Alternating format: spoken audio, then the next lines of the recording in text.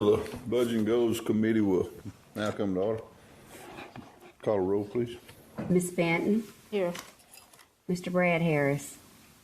Dr. Gregoire. Here. Mr. Graham. Here. First item on the agenda is renewal of disaster management insurance. Ms. Bro.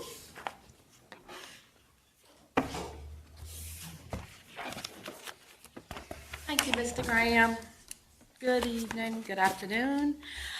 It's that time of year. We have, I think, 4 policies that are coming up for renewal in July 1st. And so I'll go ahead and present them to you. In your package, you should have our spreadsheets with each of them. I'll do the disaster management first. That's what was listed first on the agenda. We actually don't talk about it. So if you have it, when you look all the way to the right, the column 4 is going to be the column that I'm going to be talking about tonight, this afternoon. The policy is being offered. It's a renewal with your current agent, ERDI agency, through your current broker, Gallagher, through Lloyd's of London.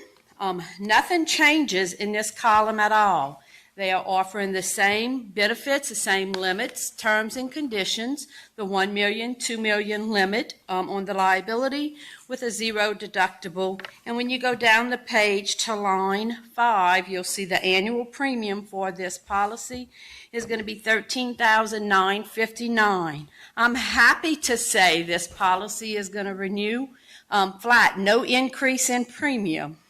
I don't say that very often these days with insurance renewals, but I'm going to go ahead and recommend that you go ahead and renew this policy at the $13,959. Any questions on it?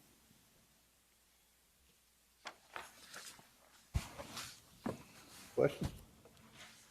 Do we have to vote on these? I think we can vote on them individually or all at once? No, I think we can vote on them all at once. Because we'll be asking questions anyway.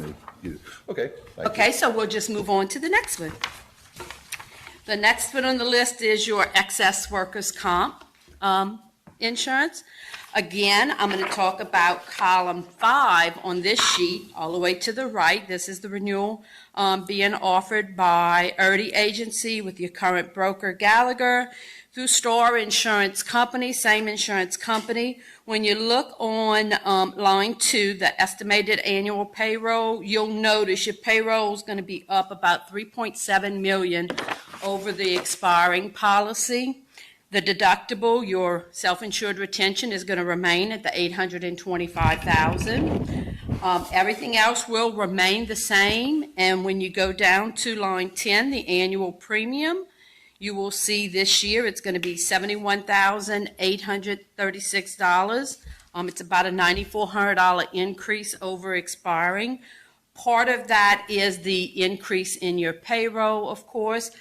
There is about an 11% increase in rate when you look at the actual rate on line 7. It's about an 11% increase. I can tell you that's about what I am seeing across the board for all of my other school boards. I'm actually seeing anywhere from a 10 to a 15% increase on workers' comp, excess workers' comp this year. So that's in line with what I am seeing. If you look down the page under your options, under section 11, you'll see that, of course, the store has offered to increase your deductible to $900,000 for a premium of $67,012. I am not going to recommend that you increase your deductible at this time, only because it's not enough savings. In my opinion, it's not enough savings to make that jump at this time. But right under that, you'll see there are 5 carriers there listed: Liberty Mutual, Safety National, Old Republic, Euclid Public, and Risk Placement Services.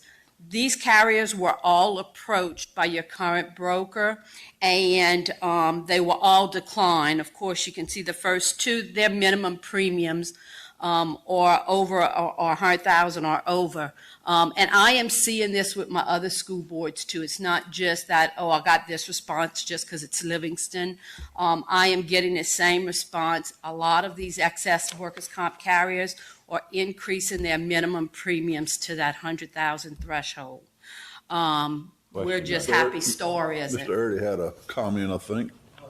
Midwest also was one of the carriers that premium was higher, but also the salary was higher too. It was, and I didn't put that one on this sheet. I got that information after I had printed my sheets. Thank you for entering that information, Mr. Early. And then, of course, you'll see at the very bottom, section 12, there's another set of options by another broker, Brown & Brown, came in with what they call a deductible buffer or a deductible buyback, buy down type policy. And what it is it's in addition to what you see at the top for STAR. It just buys your deductible down to either $600, $650, or $700. And you can see the premiums for that on the side of that. I won't recommend buying a deductible buy down at this time, only because I've gone back and looked at your prior claims history. I actually went back 15 years and looked at your prior claims history. You have not had a single claim go over that $825,000 SIR in the last 15 years. Now, you have one in the last 18 months that's going to get close to it, or the incurred right now is close to it.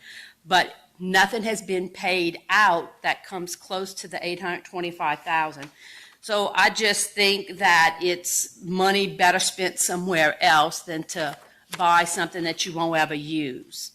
Any questions on the workers' comp?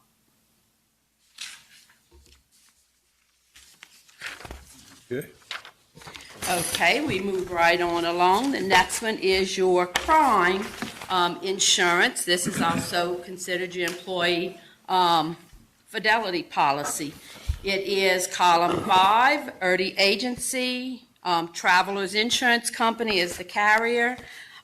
It's another 1-year policy. There's absolutely no changes in coverages, still the $500,000 limit for your employee theft, depositors forgery, a $5,000 deductible, no change there. All the other coverages will remain the same. Go down to line 10, the annual premium is going to be $12,259. It's about a $470 increase over expiring. No changes there, and I'm going to recommend that you go ahead and renew this policy as well. Any questions there? Thank you. Moving right on along to the last one, this is your flood policies. This board has 9 flood policies that renew in July, and then you have a large amount of them that renew in September. But these 9 came on at a different time, so these have a July date. Column 3, you'll see it's 9 policies. You'll see the amounts of building coverage for the total amount for all 9 is the $4.3 million. The content is at 4.1, no changes there. The deductibles will remain at the $50,000.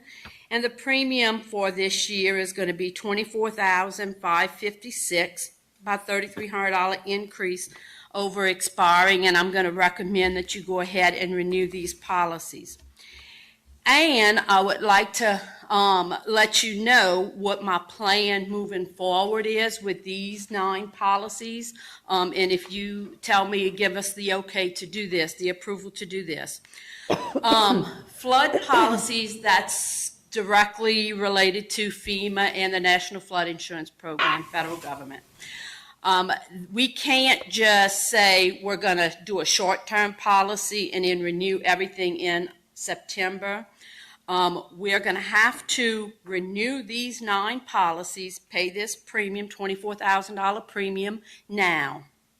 Then in September, when I come back to you in August to renew the September policies, I want to include these 9 in that batch also, write new policies for these 9 so that we can have them all in September again. And then once those get issued, actually, we have policies in hand, we're going to request that they cancel these 9 from July. So they will issue a return premium. They will not penalize you. The premium will be prorated. But you'll have to pay the premium now, pay the premium again in September, and then they will issue a refund based on what you didn't use for the July policies. But I just think that's something to keep everything together for flood. That's the only way I've ever been able to do it with any of my other school boards, is to do cancel and rewrite. So if I may, Ms. Bro, so that I'm clear, so we're talking only these 9 policies that are currently expiring in July.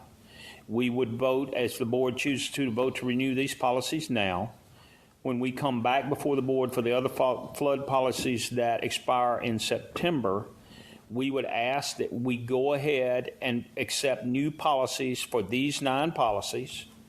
Once those policies are in place, then we would request a reimbursement on these prorated policies from July. Is that correct? Absolutely correct. And the basic here is to try to get everything into one renewal date instead of these split renewal dates. That's correct for the flood.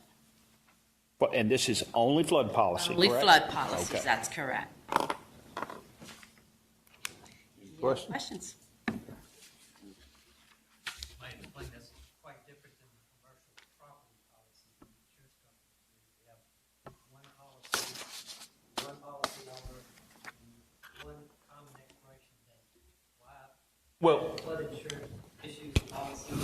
what complicates the flood insurance is this NFIP piece on this. That's what, and we've talked about that till we're all Numerous. blue about it. Where we've got, Denham High may have 20 policies because it's by building, it's not by site. Correct, and Ms. Erdy is correct. Commercial property policies, they issue one policy, you got one policy number with 900 buildings on it. Flood is different. They will write a separate policy. They will not include 5 buildings on one policy. Unfortunately, I'm way too familiar with that. It's going to be one number, so you have a separate number for every single one of those. It Crazy. can be a bit confusing at times. No, it ain't a bit confusing. It is. Are we gonna see any loss on this, money-wise, when we do this transfer over? On the flood? Yeah. No, everything on the flood premium that you're going to pay, the fees, everything that they charge on the flood is fully refundable. The portion that you don't use, it's a pro rata based on a pro rata. So you'll pay for from July through September, but yes, they will. They're not going to penalize you and Are hold we you to a pretty policy sure that fee. these 9 policies won't go up in price between now and then either? It should not, because rates came out April 1, and so the new ones won't come out till October 1, and we'll do this in September before. So no, Okay. it will be these same premiums. Yeah, what we'll do in August or September, we'll just pay the 24/5, whatever, for the whole year. Well, Plus the other. basically, that's a simple way of Plus, explaining it. yes. In other words, the rate won't go up. Any other questions, comments? Thank you, Mr. Bro. So I'll make a motion that we approve these 5 policies, 5 sets of policies. We have a motion from Dr. Gregoire and a second from Ms. Benton that we accept or approve these policies. May I Yes. reword that just a little bit? Yeah, please do. We need a motion and second to accept items A, B, C, and D, Okay. please. I think that's probably the 4 is clearest what I way to meant, do yeah. it. Yeah, because of the flood, yeah. Yes, please. So I'll make a motion to accept items A, B, C, and D. Or First, ABC. D also. Oh, D. Oh, yeah, flood. All right, Dr. Gregoire made a motion that we accept items A, B, C, and D, and Ms. Benton seconded. Any other questions or comments? All in favor say aye. Aye. All opposed, we good. Thank you, Ms. Bro. Appreciate it. Okay, let's see what we got now. That means item E is next. Renewal of school resource officers cooperative endeavor agreements. Ms. Gill. Yes, sir. So as all of you are aware, we have school resource officers that serve all of our schools. We currently have 13. Those are shared from the sheriff's office, and then we have 2 with Denham Springs Police Department. We are not asking for any changes to that this year. All I am asking is that you renew for one more additional year with those same 13 number officers. Questions? Is this gonna come up when with the other stuff that we're talking about with the No, sheriff's sir, department? this is It's gonna be a separate. Separate agreement? Yes, sir. Okay. It's a completely separate agreement. And I sent y'all some information basically on that. We are scheduled to meet with another governmental agency this Friday. And to be honest with you, we're hoping that once, if the board chooses to participate in that cooperative endeavor agreement, we're able to attract other entities who might want to participate in that program as well. But I'm a little hesitant to speak on it until it gets a little Right. firmer. Make a motion. Do we? Oh, I'm Taking sorry, each you're one? making a motion. Yeah, we good with that. We need a motion, unless there's any other questions or comments.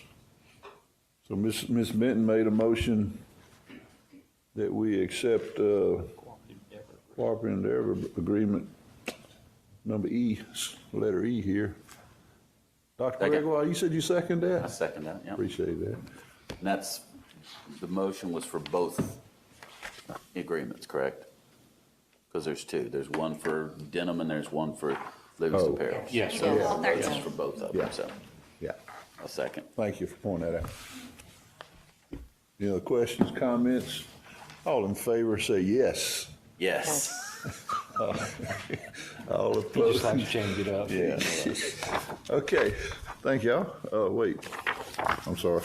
All right, You got one next. more. Here. Yeah, I got I got a couple more. Now we're gonna amend and renewal of a preposition contract for emergency remediation services. Yes, sir. So after the flood of 2016, after many of our trials, we learned our lesson on several things. But one was we decided to go out for an RFP to pre-position a disaster management company, water remediation company. They've assisted us with multiple types of disaster, including COVID, hurricanes, and our flood. So all we are doing, we have one more year on that contract that we can extend before we have to go back out for an RFP. So we are, so I'm asking you for renewal, that one additional year renewal to keep that under the RFP. And also there are some additional billing costs that we would like to keep as part of the contract to help us document for FEMA for any future disasters. So you should have gotten a copy of that as well. Dr. Gregoire, did you not have a question on this contract? Yes, I did. What was that question? So, under most of the stuff, the costs were equitable and all that kind of stuff, except for when it comes to the generator rentals. And those numbers that they put down in there fall in line with the weekly rentals of those size generators, but it says per day. It did. I did clarify with the contractor, and they told me those were the daily rates, not the weekly rate. You're talking R through X, Correct. basically? Yeah. And I went back through and double checked 2 or 3 of them, different sizes and things like that. And those prices correspond with the weekly rates that we can get at other locations, as opposed to daily rates. For example, the biggest one, the 2,000 kilowatts, is about a 12.5 weekly rate from other rental places. And also the purchase price on one of those for for a used one is around $80,000. So for a week's worth of rentals, week and a half worth of rentals, you can buy a used one. And for about 2.5 weeks of rentals, you can buy a new one. And in our last disaster, we've had big generators like that we've had for 3 or 4 weeks at a time.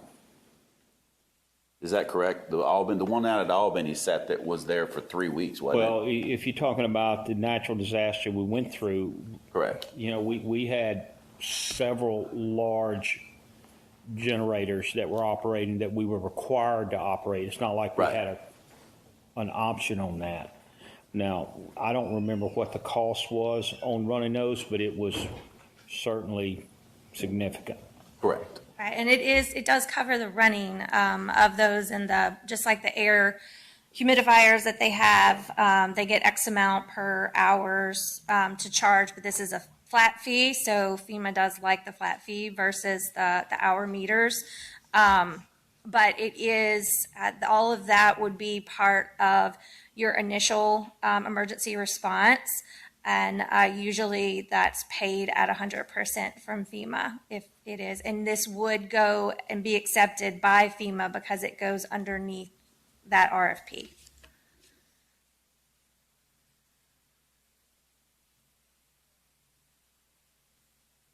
Ms. Gill, when you spoke to the contractor on the generators, can you just basically tell us, other than he said it was per day, the reasoning behind that, or did you not get any information along that? I didn't get any information other than it was the daily rate.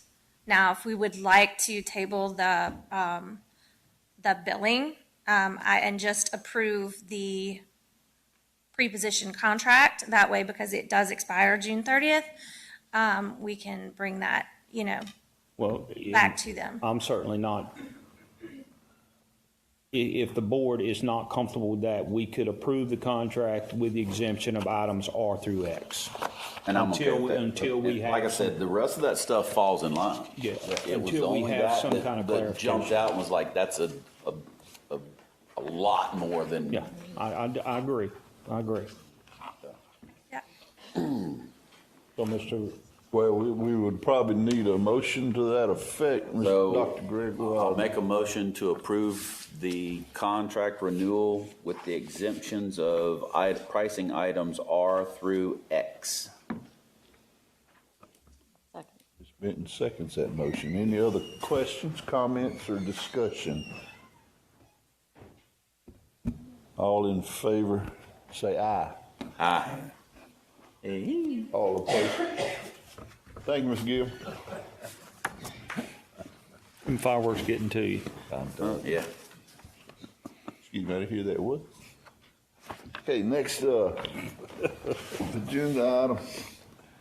Ms. Purvis, discussion and action on community eligibility provision determination of this coming school year. Good afternoon. So since 2016, we've participated in the CEP, or Community Eligibility Provision. And so we're here tonight, or this afternoon, to discuss how to move forward for next school year. So just a little bit of background, the Community Eligibility Provision is a non-pricing meal service option for school and school districts to allow free meals for students without collection of any household applications. And like I said, LPPS has participated in the CEP program since 2016.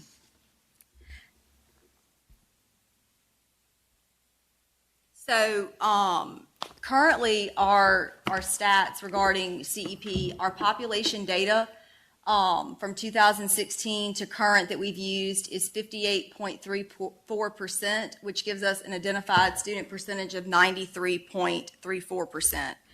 So in order to even qualify for CEP, a school district has to be 40% or more of their student population in order to qualify.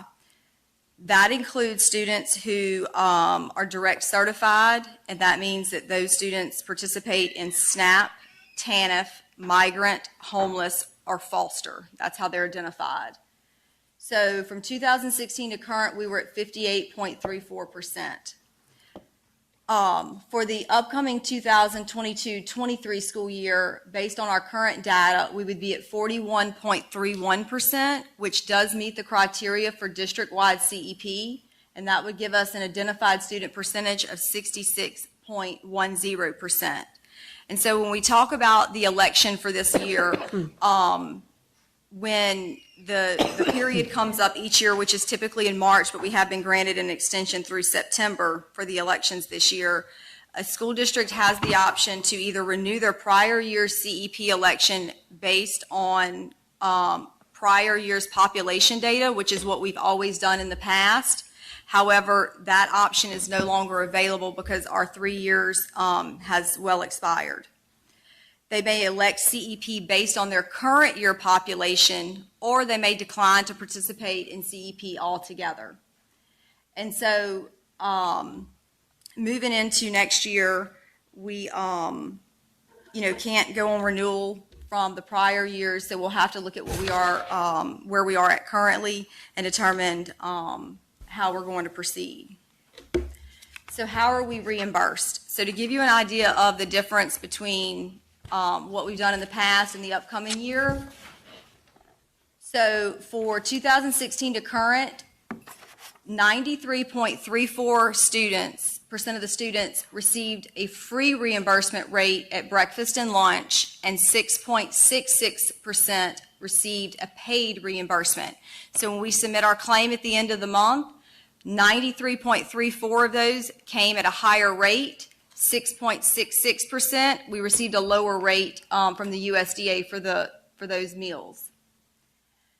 Moving forward to 22-23, based on our current population data, we would receive a free reimbursement rate for 66.10%, and 33.9% of students would receive a paid reimbursement rate. So if you look at 10,000 lunch meals served, in the past, 9,334 of those would have been paid at a free rate and 666 at a paid rate. We're moving forward, it would be 6,619 at a free rate and 3,381 would be at a paid rate. So there is definitely a significant difference between where we are and then, or where we were and where we are currently. Ms. Purvis, you're, in essence, you're talking about free lunch and reduced lunch. No, Or sir. is that a totally different set of terms? Totally different set of terms. So this is either CEP or a traditional paid reduced free model. But that here is just talking about if you were to go CEP, what it's looked like. We haven't been on a free and reduced model since 2016. Right. When I say paid, that strictly means the amount of money that the USDA gives us as the reimbursement. That's their category. So in scenario one, if you look at CEP for 22-23, based on the number of days and average, breakfast and lunch ADP, what would that look like? I want to be very clear that the numbers that we have are estimates and they are subject to change. There's a disclaimer on every page of your presentation if you did not notice. So, we're dealing with participation, district enrollment, cost of goods, all of those things are very fluid right now. And so what we have are estimates, but that's strictly what they are estimates. So when we look at those estimates based on reimbursement rates, the $2.50 would be breakfast reimbursement of a free child from the USDA, and 48 cents would be the breakfast reimbursement of a paid student from the USDA. And for lunch, that would be $4.15 for a paid student and 84 cents for a free student. So where that leaves us is a $3.7 million deficit for CEP under that scenario. So while federal SFS funds cannot pay for the cost of providing the free meals to students, it can be used for salaries, which would account for approximately 50% of that deficit. So a portion of that deficit would be covered under the surplus that school food service currently has. If you look at a traditional price structure, with you're going to see a decrease in participation for breakfast and lunch. looking at the reimbursement rates, which would be the same from the USDA, and then adding in the pricing structure that we had discussed with Mr. Murphy and myself and others, you would be looking at basically a $1.8 million deficit based on paid meals.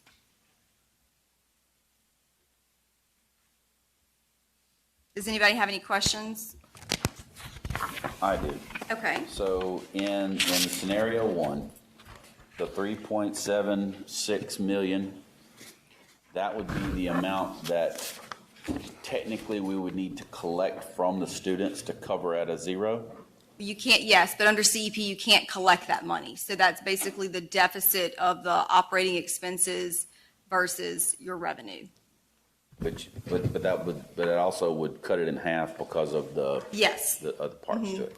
Yeah, being able to absorb some of those costs through a different account. Okay. So under that model right there, kids would still, all of our students would still be eating for free out of their pockets. All students would eat free breakfast, free lunch.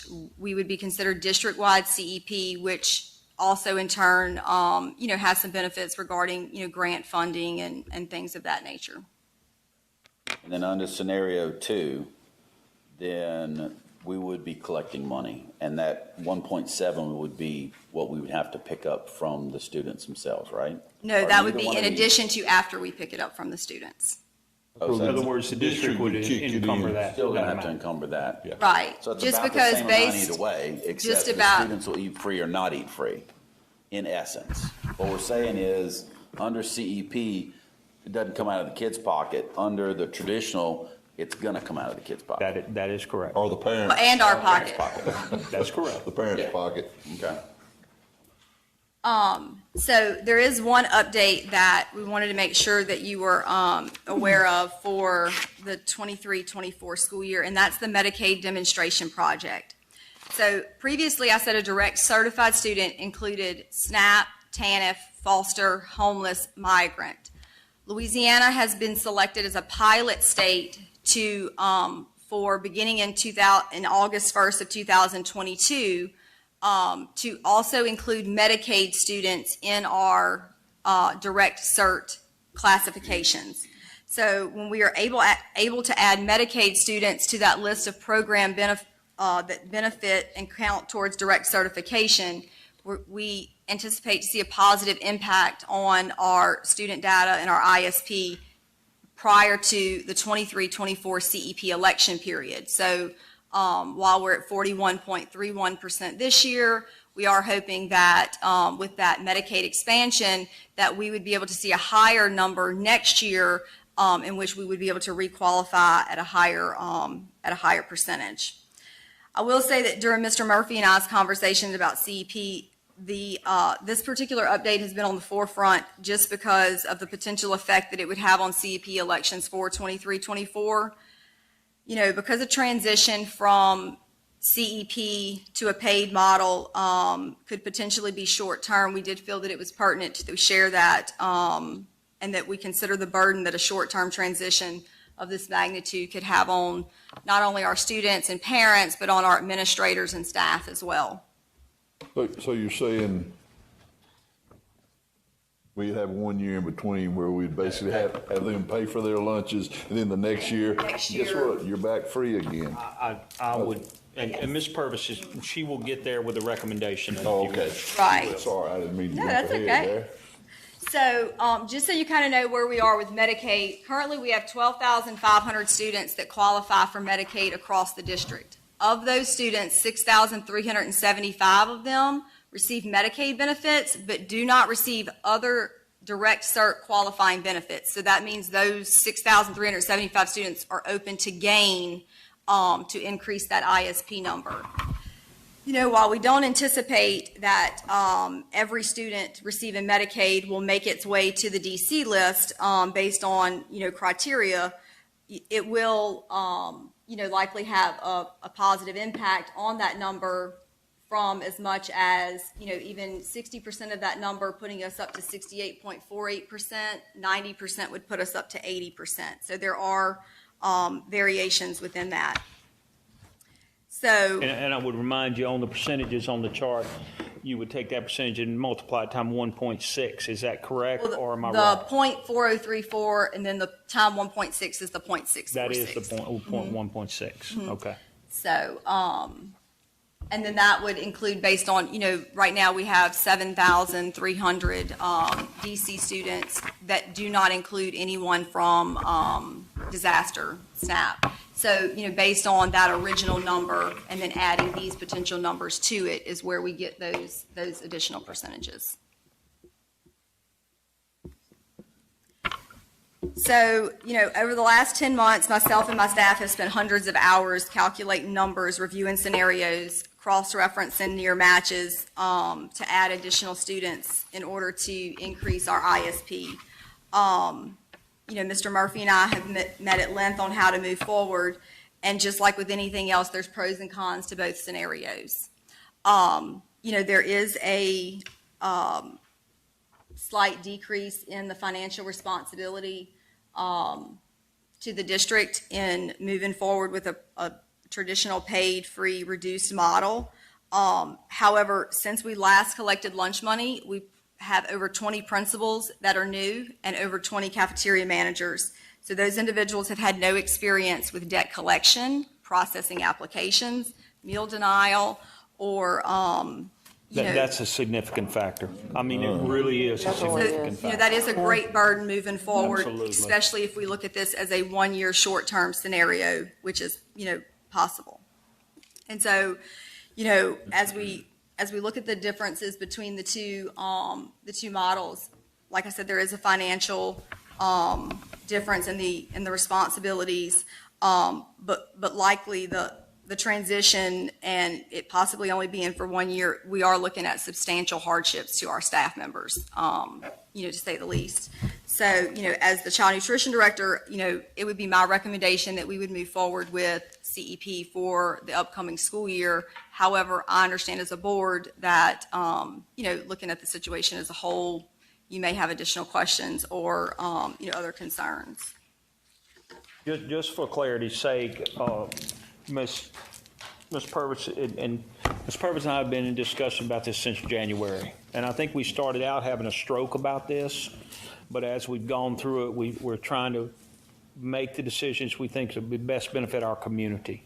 The problem with the decision here is today is we realize that we're increasing the burden on Livingston Parish Public Schools itself, but we're not increasing the burden on our employees, and we're not increasing the burden on our students with Ms. Purvis's recommendation. And with that said, please understand that if we qualify next year, if we qualify 23-24 at a much higher CEP rate, then we can stand on that qualification for the next 3 years, or we can recertify on that annually, which is what we've been doing since 2016. Correct, Ms. Right. Purvis? We've went back on 2016 numbers since that period, and so, but you do have the option every year to either use your current year data or to recertify based on the prior. So basically, we're not only talking about a one-year program here. If we can recertify for CEP in 23-24, then we can keep the cost off of our children for a minimum of another 3 to 4 years. Now, and I think that's a factor in the board's decision. And this CEP program doesn't have a end of life date as of right now, does it? You mean as a whole? Overall, as a whole? No. Okay. No, there's actually talk of actually even changing the factor. So instead of using 1.6, there is discussion of increasing that number, which would then, with the same number of students, you would have a higher ISP. So they are looking to move that program forward as opposed to doing away with it. Do we have any prior year's data of any points in time where we were below the 40%? We would have to go back before 2016, I'm sure. Before 2016, we would have been below 40% with regard to if you only looked at direct certified students. But there's been a lot of changes since then. Yes, so there we has. now go through eScholar, so we're capturing from we're not having to manually try to capture a lot of students. All of that's done electronically through all of those governmental agencies talking directly to eScholar. And so there's been a lot of changes. The enrollment along in the district has gone up thousands since that point. So it is. When we went to online enrollment, we were able to impact this too. And, Mr. Purvis had to talk me into that because I wasn't real sure about it. But it obviously, because for a parent to enroll their child, they have to enter the financial data before they can finish their enrollment process. And that allowed us to identify a lot more children. Than which helped our applications numbers. ever have, and that Yes. collects a lot of MFP dollars. And collecting those applications from those schools in the traditional model like we used to do is a nightmare. It's a nightmare.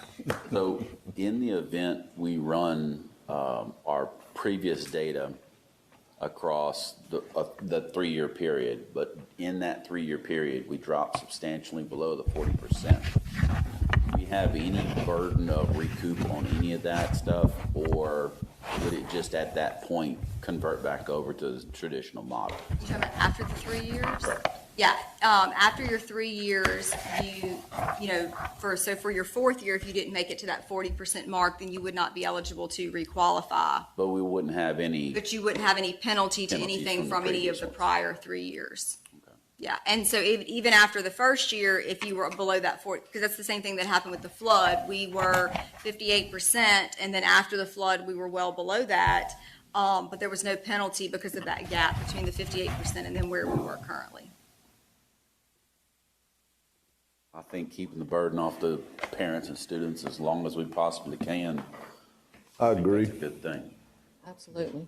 Well, if our budget looked differently in school food service, I might have a different opinion, but given the budget that we have at school food service, I would wholeheartedly agree that we can, while I don't like absorbing, and neither does she, I guarantee you, because I know her, we don't like losing 3.6 million, but given the other factors, we truly do believe that's the reason she came forward with the recommendation that she did. I'd like to make a motion to accept the CEP plan for the 2022-23 school year. We got a motion and a second. Questions, comments? Yeah, thank you, Ms. Purvis. We really have been in discussion of this since January. This was weighing very heavily on her staff, and myself. And I appreciate all the hard work that your department went through to get us to this point. I am relatively confident we'll come out of this on a good end when we get to 23, 24. And then if we're not, y'all can tell me I was wrong. Thank y'all very much. Good morning. Thank you, Ms. Purvis, and your staff. Appreciate that. Then we're going to vote if there's no more questions or comments.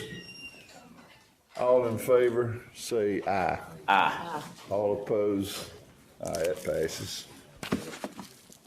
Absolutely. Okay. And that's another reason we don't want to go to a The traditional model. last And I'm going to tell you, agenda item, and it collecting says that, final here. Oh, that's final budget, you can laugh, people ain't never paid that 2021, 22.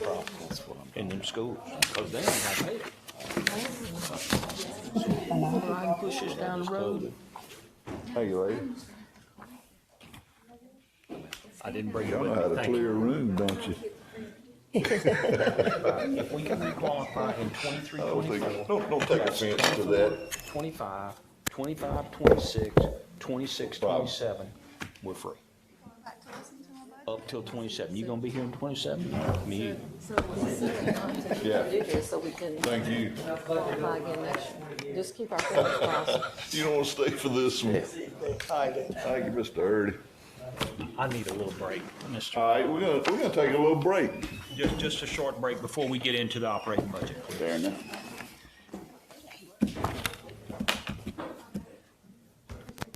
Everybody left. Probably should turn that.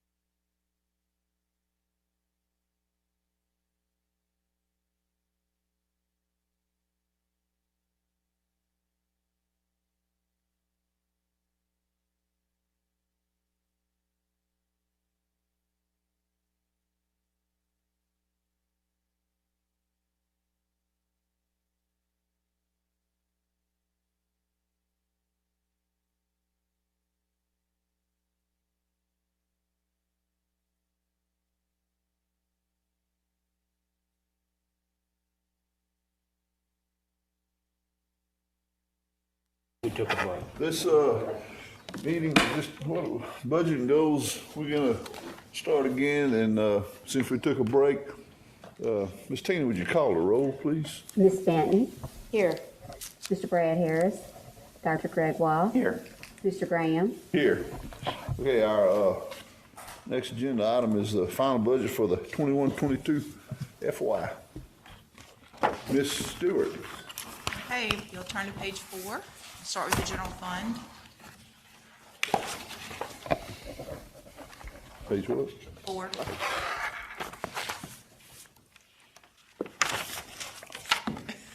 Sorry, Okay. I'm good now. All right, we are projecting a current year surplus of 5.9 million. We have a prior year fund balance of 55.6 million, which brings us to a current year fund balance of 61.6 million. And of that, 28.9 million are reserved. And if you want to see detail on that, you can go to page 33, and that shows our detail of the restricted reserves. And that leaves 32.7 million non-restricted reserves. Okay, when she pauses, we're gonna, anybody have any, you can ask a question anytime, but, when she pauses, I mean, if you wanna, I'm gonna move on, so. Okay, thank you, Ms. Stewart. Moving on. Oh, nobody had any question? Comment? All right, thank you, Ms. Stewart. Okay. Page 34, we have second sales tax.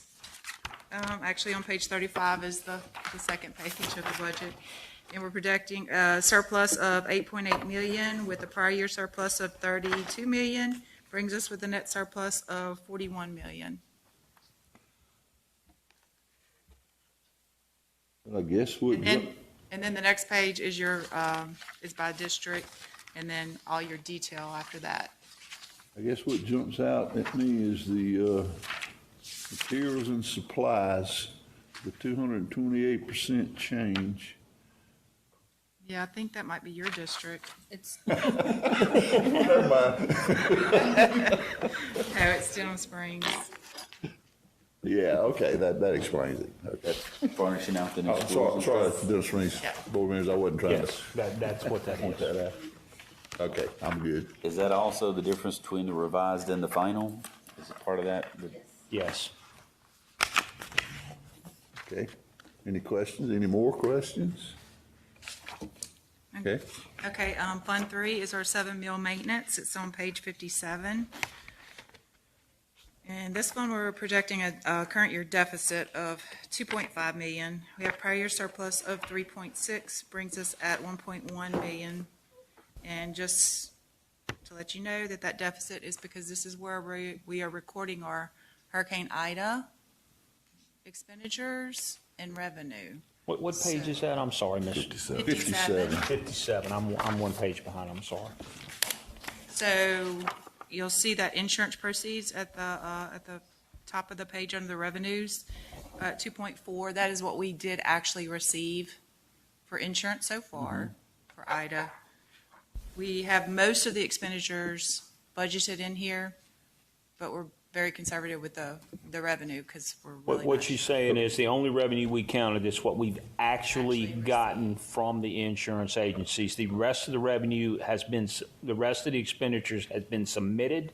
We're just waiting for payment on those So expenditures. next fiscal year, we'll know where we'll have a better grasp of it. Do you remember what the, and Ashley and Kim, I know we talked about this. Do you remember what the insurance submission was total? I know Wendy's not here. She Roughly. 6 million. I think the insurance was about Insurance, we're going to project to get like 4 million. 4 million. But I think the total expenditures are like 6. Well, yeah, okay, and we received 2.4 Thus far. so far, okay. Any other questions? Comments? Okay, on page 69 is we have Fund 4, which is our sinking fund. We expect a current year deficit of 1.4 million. We have a prior year surplus of 8.3 million, which brings us to a total net surplus of 6.9 million.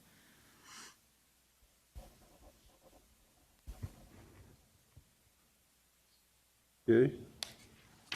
And then after that is your individual districts. Right, as with all of them.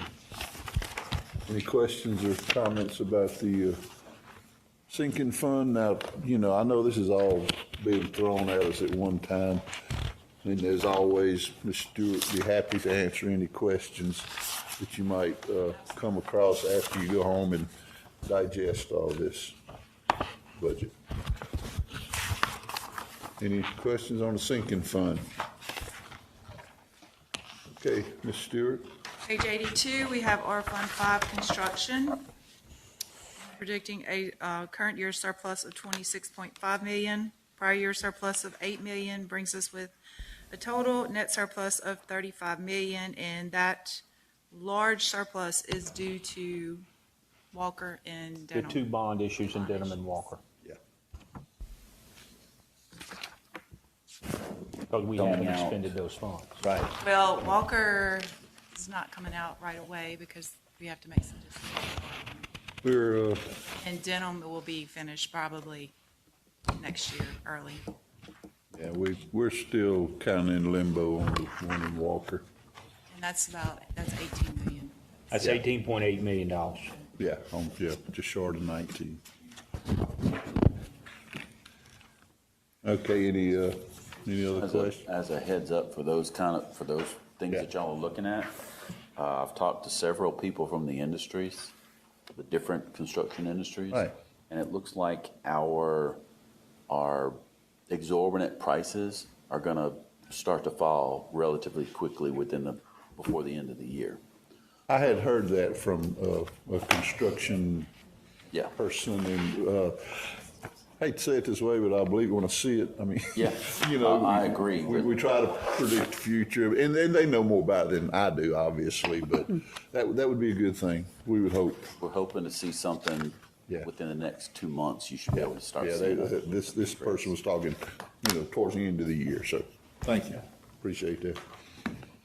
Any other comments? Ms. Stewart? Okay, the next is school food service, page 94 through 96. 96 will show the current year surplus of 5.7 million. Prior year surplus of 6 million brings us to 11.7 million projected surplus.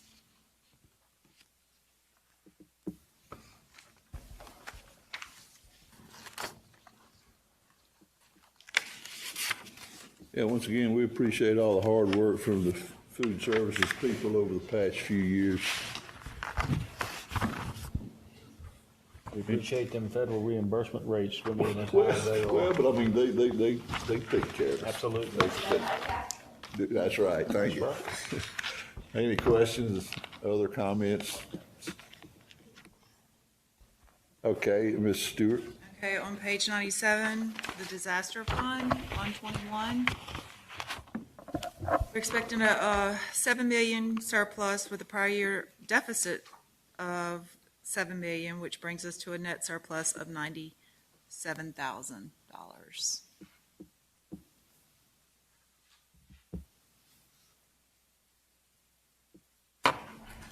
Is this one of those funds that we have to build up to a certain percentage? No, this is the FEMA, this is, Okay. we are So we just. basically want it to zero out eventually. Right. It's going to continue to zero out, at least until we get to close out disaster 4277, which we're not going to close out disaster 4277 anytime soon. Right. We're not, unfortunately. Ashley might take care of that one day. 4277? That's the flood. Oh, okay, thank you. I'm not familiar with the number lingo there. Fortunately, we are.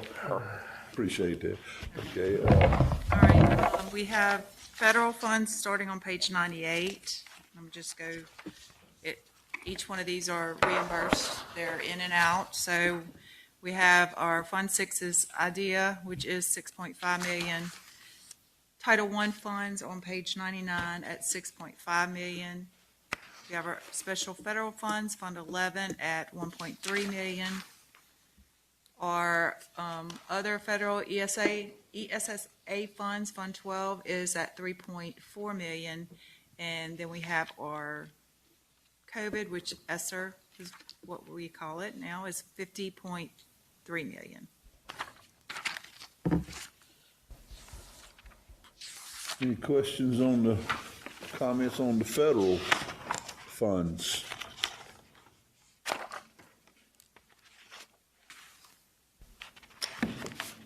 Okay. And last is on page 103, we have two state funds.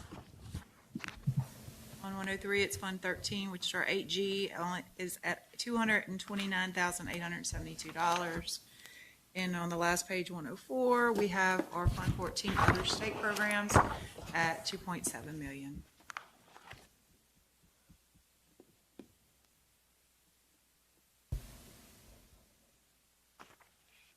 Questions, comments? Board members, I know that you hadn't had time to really pour over this budget, look at it. I would encourage you, if you have questions, please reach out to Ms. Stewart on this budget. I will tell you that the first time I saw this book was Monday, I think, and it's because she was working feverishly, her and Miss Ashley, to get this to us. I know that you'll probably have some questions on some things moving forward and what our plans are. I would ask for your patience as we try to continue to close out this year. And just in all transparency, I would hope to bring some kind of compensation package before the board the first meeting in August to consider what we can or cannot do for our employees for the 23-24 school year. No, yeah, 22-23 school year, I'm sorry, not the 23-24. So while we've had some very surface level general discussion about this, I think that Ms. Stewart and I have an understanding of where we both are from a department perspective, from a superintendent's perspective, but we also know that the end of that final decision rests with this board. So we would hope to bring you something before the board on compensation for 22-23 and our employees by the first meeting in August. So from these numbers that we've seen here and from your professional opinions, Livingston Parish is on pretty good grounds right now. We're pretty firm footings from a fiscal standpoint. Yes. We're not getting ready to collapse or anything. No. We're pretty solid. So We are. and that's $50 million from ESSER. yeah. That has alleviated a lot from our general fund. We've had multiple discussions about multiple variables. We do need to remind everyone that those ESSER funds will expire in 23-24. So anything that we do, we have to be sure it's sustainable. I certainly think we will bring forward a compensation package, without a doubt. But we do have to remind ourselves, what we did last year with $1,500 permanent increased the expenditures to the general operating budget by $4 million. So in other words, we added $4 million of expenditures to our general operating budget last year. So anything that we do this year, we're going to add those expenditures also. Now, y'all know that the state has approved, and we're good to go on $1,500 and $750 for certified and classified. The question is, what do we do in addition to that? And just like I said last year, that could take many forms. But we certainly do intend to bring forth a compensation package, without a doubt. And so from our tax collections, we have seen an increase in our tax collections in the neighborhood between 15 and 18%, correct? I believe under the 18. 2% sales tax went up 17.23%, and the half cent actually went up 21.47%. Now, I will say this, that's in addition to the increase we saw the year before. So while I love that, and there's several factors on that also, inflation has a factor on that also. It really does. So I don't think it's probably realistic to project that increase again, but and I've had conversations with Mr. Curtis about this. I think we'll still have an increase in sales taxes. It just won't be as significant as it's been the last 2 years. That's my opinion. But it is a sustainable I think we'll amount see, of I money think coming we'll in, see an increase over our collections this year. Yeah. I do. I don't think we're gonna see a dip. I could be absolutely wrong. But that's not just me speaking, that's from the conversation with Mr. Curtis. I had the same conversation, so. Well, with inflation, it's a percent, so, Well, it depends. We hit a recessionary period. and if people, You know, yeah, people stop. Personally, right now, I don't know how people are keeping the lights on, paying the bills, and feeding the kids. I really don't. It's difficult. But apparently, they're doing it somewhere. Do we need a motion to accept this report? Yes. I'll make a motion to budget. accept the final budget. I had an idea you was gonna second it, Ms. Benton. Yeah. Any questions, comments, or other discussion? All in favor say yes. Yes. Yes. All opposed? It's unanimous. I'll make a motion that we adjourn. Okay, you gonna say it? Wait, Ms. Ben's gonna second. All in favor say yes. Yes. Yes.